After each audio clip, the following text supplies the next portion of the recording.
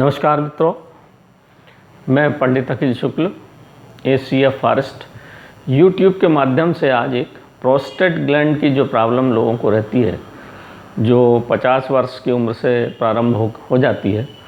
इसमें जो प्रोस्टेट है उसकी ग्रंथि कड़क हो जाती है और फिर उसके कारण जो है पेशाब पास नहीं हो पाता, पेशाब मार्ग को अवरुद्ध कर देती है और बार बार रात में 3-4 बार पेशाब जाना पड़ता है, क्योंकि यूरिनरी ब्लैडर पेशाब की ग्रंथि पूरी भर जाती है। जब बहुत ज़्यादा भर जाती है तो थोड़ी थोड़ी पेशाब होती है, यूरिनरी ब्लैडर पूरा भरा रहता है।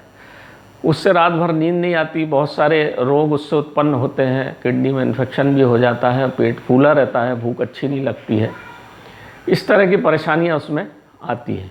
उसके लिए ये गोरखमुंडी का प्रयोग बहुत अच्छा है मित्रों। गोरखमुंडी को आड़ी झाड़ी, श्री श्रवणी, कपोती, इस तरह के नाम इसके हैं। ये गोरख मुंडी इसका नाम इसलिए कि इसका तंत्र मंत्र में भी उपयोग होता है। गोरक्षनाथ की ये मूल औषधि है। तो शरीर के रोग पे जो 55 औषधियाँ हैं, दिव्य औषधियाँ, उसमें ये एक श्रवणी का भी नाम है। संस्कृत में इसका श्रवणी नाम है और ये सौम्य औषधि है। इसलिए जब भी इस औषधि का प्रयोग करेंगे तो आपको हल्का भोजन खाना है। ज़्यादा तेल, नमक, मिर्ची, मटन, मुर्गी इस तरह का खाना इसमें नहीं खाना है। दोनों समय आपको खिचड़ी, मूंग की दाल की खिचड़ी, हल्की खिचड़ी का प्रयोग करना। और इसमें एक मेन चीज़ ये है, मुख्य बात ये है कि नमक का प्रयोग, सेंधा नमक का प्रयोग करना है, ध्यान रहे इसमें। और सेंधा नमक वो भी बहुत कम मात्रा में, क्योंकि ये सौम्य औषधियाँ हैं। इसमें जरा सी भी खटाई या इस तरह का प्रयोग अगर होता है तो इनका प्रभाव तत्काल नष्ट हो जाता है। तो मैं आपको बता देता हूँ, इसमें और भी औषधियाँ जो लेना है वो इसके साथ मिला के इसका काढ़ा बनाना है। काढ़ा बनाने के लिए जितनी मात्रा में मैं ये औषधियाँ बता रहा हूँ आपको, सबसे पहले एक हल्दी, सौंफ, धनिया, बाइबिडंग बाज़ार में मिल जाता है, नागरमोथा ये भी बाज़ार में मिल जाता है, सरफुंगा एक इतना बड़ा पौधा होता है जिसको तोड़ो तो पीछे से धनुष के जैसा टूटता है, वो सीधा कभी नहीं टूटता, इसलिए उसका नाम सर यानी तीर। तो तीर के माफिक उसके पीछे टूटता है, उसको सरफुंगा बोलते हैं। ये भी बाज़ार में मिल जाता है। इसके बाद अजवाइन, खस और रक्त चंदन और गिलोय सत्व, ये इतनी औषधियाँ हैं। एक बार मैं फिर पढ़ देता हूँ। हल्दी, सौंफ, धनिया, बाइबिडंग, नागरमोथा, सरपोंगा, अजवाइन, खस, रक्त चंदन का पाउडर और गिलोय सत्व, इन सब औषधियों को लेना है। इस जितनी औषधियाँ ये लीजिए आप, अगर 10-10 ग्राम लेते हैं तो ये टोटल जितनी भी औषधियाँ हैं उसका 5वां भाग, मतलब 5 भाग बढ़ा के आप गोरखमुंडी ले लीजिए। बाज़ार में मिल जाता है गोरखमुंडी पाउडर, उसका 5वां भाग रहता है। मान लीजिए ये आपकी समझ लीजिए 5, 6, 7, 8, ये 10 औषधियाँ हैं, तो ये हो गया 100 ग्राम। तो 500 ग्राम पाउडर अपने को गोरखमुंडी का लेना पड़ेगा। इन सबको कूट पीस के आप मिला के रख लीजिए, एक डिब्बी में अच्छे से रख लीजिए। जब भी ये औषधियाँ आप बाज़ार से लेने जाएं तो मैं हर बार अपने वीडियो में एक ही बात आपको सजेस्ट करता हूँ, औषधि नई हो, उसी वर्ष की हो, बरसात के दिनों में उसमें फंगस लग जाती है, उसमें किसी प्रकार का पाउडर नहीं हो, सड़ी गली ना हो, इसका विशेष ध्यान रखें तो औषधि बहुत काम करती। बहुत सारी चीज़ें तो आपके घर में मिल जाएंगी, हल्दी, सौंफ, ये सब, अजवाइन, खस, ये सब आपको घर में मिल जाता है। नीम, गिलोय सत्व बाज़ार में मिलता है, ये ले लीजिए, मिला के आप पाउडर बना के रख लीजिए। 100 ग्राम ये है तो 10-10 ग्राम ये है तो 500 ग्राम आपको वो लेना पड़ेगा गोरखमुंडी ये का पाउडर, जिसमें मुंडी होती है ऊपर और नीचे पत्ती होती है। इस औषधि में खुशबू आती है मित्रों, विशेष एक प्रकार की खुशबू आती है इस औषधि। सूंघ के देखेंगे आप तो गोरखमुंडी की पत्ती में खुशबू आएगी, वो गोरखमुंडी है। इसको रखने के बाद, एक पाउडर बना के रखने के बाद आप कम से कम 1 गिलास पानी में 4 चम्मच वो पाउडर सुबह डाल दीजिए। जब वो आधा गिलास बचे उबलने दीजिए, धीमी आंच में उबलना, इसमें जल्दीबाजी आयुर्वेद में मान्य नहीं है। धीमी आंच में उबलने से उसका अर्क जो है वो पानी में आ जाएगा, उसको छान लीजिए। आधा गिलास पानी जब ठंडा हो जाए उसको आप सुबह खाली पेट पी लीजिए और उसके 1 घंटे तक चाय वगैरह कुछ नहीं लेना है, आप इसको खाली पेट पी लीजिए।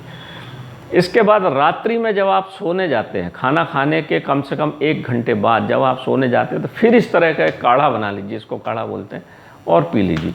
इस प्रयोग को यदि आप लगातार 1 माह तक करते हैं मित्रों, तो ये रक्त पित्त को साफ करता है, आपकी हृदय की दुर्बलता को साफ करता है, यूरिनरी सिस्टम, मूत्र संस्थान में जितने भी रोग हैं उसको ये साफ करता है। ये गोरखमुंडी का एक विशेष गुण है कि जो भी गठान शरीर में फूल गई है या बड़ी हो गई है, प्रोस्टेट में गठान फूल जाती है, उसका एक ही एलोपैथिक में इलाज है ऑपरेशन।